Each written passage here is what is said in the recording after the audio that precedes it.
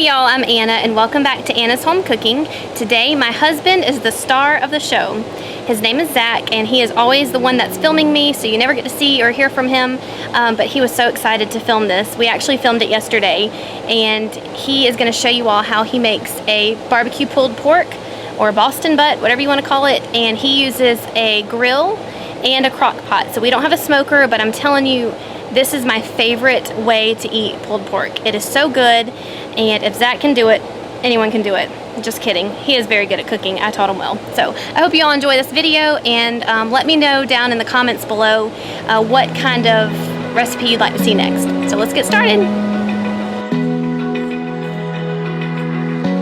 So I've got about an 8-pound Boston butt pork shoulder here, and I've got Fox Brothers barbecue rub and some Worcestershire sauce, and that's it. I think the rub you use is kind of up to you, up to your taste. To me, this is just a really simple salt, pepper, paprika, garlic, onion, and some other spices that are trace. But as long as you got those base ingredients in there for a rub, I think you're pretty good to go. So you just want to be pretty liberal, put a good bit of rub on there on both sides, and I'm going to put some Worcestershire, and this is just going to help get the flavor down into the meat, because I'm going to stab the meat with a knife. We don't have a smoker, so this is a recipe. All you need is a grill and a crock pot, and so I'm doing this to try to go ahead and get some of that flavor down into the meat, because pork shoulder is a pretty thick piece of meat.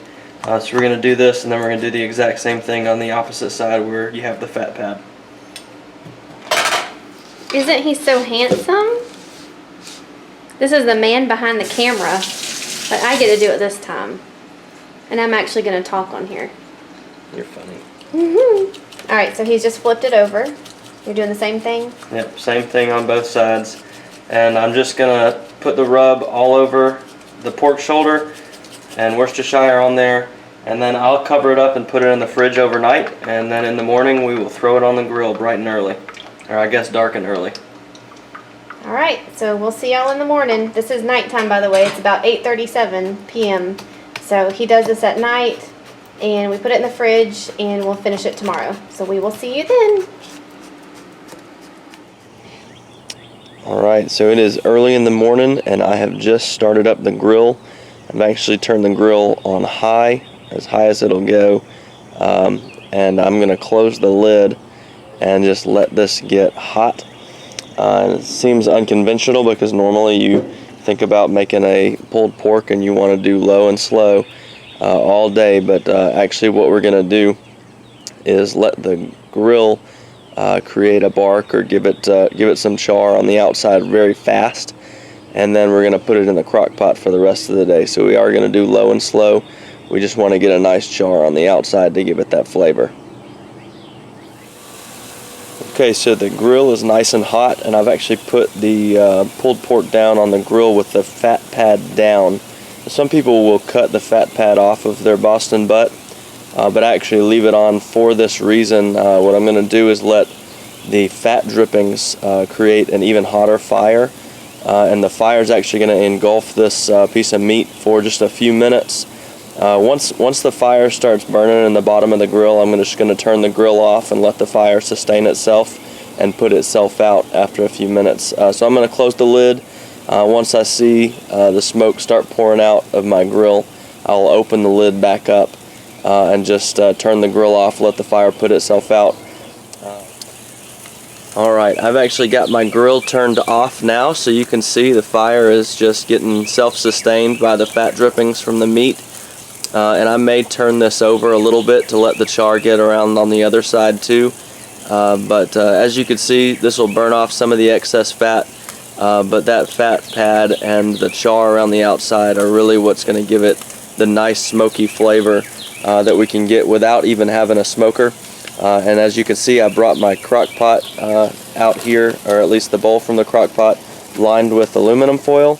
And as soon as this has got a nice char around the whole outside of the piece of meat, I will stick this in here and wrap it up. I put foil in there to try to trap in that smoked flavor, so it won't get the the typical roast flavor that you get from a crock pot. It'll keep the smoky flavor in. And then this will go in the crock pot for the rest of the day, about 10 hours. And I will see you then so we can finish it up and then enjoy it at the end of the day. And so a quick update, after about 3 minutes I noticed the fire just was burning hotter and higher, so I just turned the meat over, and you can see it's got a nice char on the outside. I flipped it over so it'll get a little bit of a char on the other side, but also flipping it over takes the fat pad off of the bottom, and it puts the fire out pretty quick. So that'll help finish this thing up, and I'll close the lid for a couple minutes to try to get a little more smoky flavor throughout the meat. Then I'll take it off and throw it in the crock pot. Alright, Zach is home from work. It is 5 o'clock and he is getting the pulled pork ready. It's been in the crock pot all day and it smelled so good all day long, so I cannot wait to eat. Alright, so this has been in the crock pot for about 11 hours already. And actually what I did a few minutes ago was take the sleeve out and I emptied the liquid because, you know, unlike a smoker, when you have a pulled pork in a smoker, you're constantly having to baby the meat and add liquid to make sure it doesn't dry out. You don't have to worry about that with a crock pot. All of the moisture is going to stay in there. It's going to be nice and juicy. So I emptied out the liquid at this point because right now I want to add in a little bit more seasoning. I want to add some more of the rub that I put on earlier and a little bit of salt. And then I'm also going to put in a barbecue sauce. You want to wait till about 30 to 45 minutes before you want to eat to add the barbecue sauce in, because there's some sauces that'll burn and the flavor profile will change if you let it cook in the crock pot all day. So just wait till about 30-45 minutes before you want to eat and add a little bit more seasoning in, add your barbecue sauce, and then start pulling it off. I'm actually going to take the tin foil out before I pull the pork because I don't want to get bits of tin foil in the pork, but it should be ready to eat right now, fully cooked in. So I'm going to add some barbecue sauce and pull this apart. Alright, so I'm adding in my barbecue sauce, and I mean this is 8 pounds of meat, so you're going to get, you know, 20 servings or so out of this, so you don't need to add a ton of sauce, just enough to kind of give the meat a little bit of flavor, and you can add the rest of the sauce whatever you want when you get it on your plate, but you do want to just go ahead and add a little bit in to give the meat some flavor, cook it in a little bit, about 30-45 minutes like I said, before you want to eat it. And then you can see it's just falling right off the bone, and I am going to go ahead and pull the bone out in just a minute, but it is super hot, so I might grab some tongs to do that. But you can see it pulls so easy, and you just want to go all the way through, mix the char and the fat all in with the meat, because you want to get all of that flavor in there. So all the char you see from the outside, just mix it right in. It will taste delicious, just like it came off a smoker all day, but instead it took 10 to 15 minutes on the grill, and then you just throw it in the crock pot and do this when you're ready to go. It's as simple as that.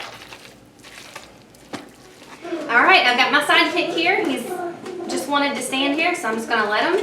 I got my pulled pork on my plate and I added some Sweet Baby Ray's to it. You are going to want to add some more barbecue sauce to it.